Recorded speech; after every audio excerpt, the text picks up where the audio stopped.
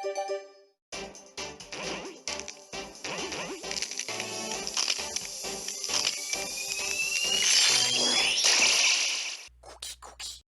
I've been playing Mario Maker since day one, and it's been absolutely fantastic. This is a bit of a compilation video of all the levels that I've made so far. I'll be talking about them, some of the new tools, and all sorts of different features of the game that I've enjoyed.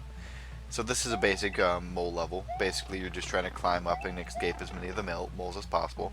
I made it to just learn how to use the basic tools. Nothing too complex about it. P-switches, some springs, basic stuff. I moved forward and decided to make a level where you kind of climbed upward as well, and used note blocks, my first checkpoint. And a lot of the first levels that I played were boss battle levels, so I decided to include my own little boss battle against Boom Boom, who's a new enemy. And I used icicles in his arena such that they can hurt him and you can kill him easily. It's a very easy fight, but Boom Boom is such a fun little enemy to play around with, and they've changed him a lot since the original games that he came out with. Made my own little contraption at the end here that you have to turn off. And then I moved on to a fishing level, creating my own little boat. And you have to keep the boat from being destroyed. There's bomb-bombs that you have to throw off, and you can collect red coins with the bomb-bombs as well. And the bomb-bombs will get lit from time to time from other sources if you don't remove them. Basically, it's a frantic, hectic mess to try to dodge everything at all times and try to survive your way through. But it's not too difficult of a level. There's a little bit of a secret if you do happen to collect all the red coins, but it is quite a challenge.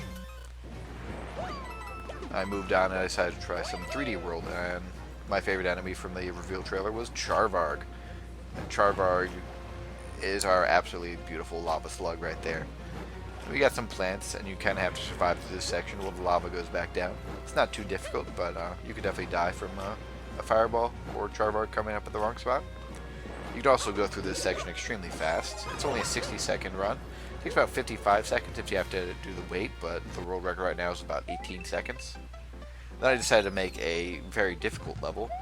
This one's a fair difficult level, unlike one of my future levels. But you hit the on-off switches so you can progress forward. You can throw shells at them, you can hit them. You have to do kind of some precise jumps in order to actually get through this. This level took quite a while to upload and was quite fun to make, but it is very difficult. Don't undertake this unless you actually really like hard platforming. And right here, I end up getting a big oof, unfortunately.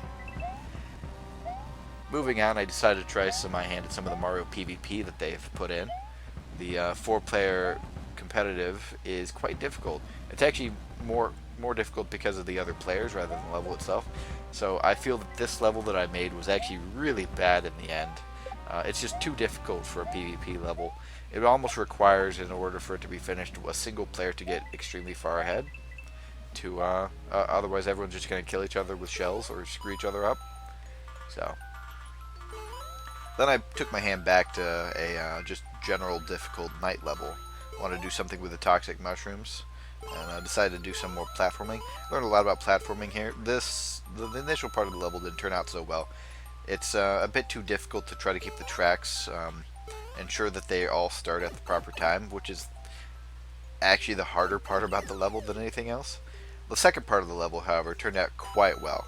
I like it quite a lot. It should have been its own standalone level, having the toxic water dropping and then having to fight its way back up. Very fun. The iterations on this took me a long time.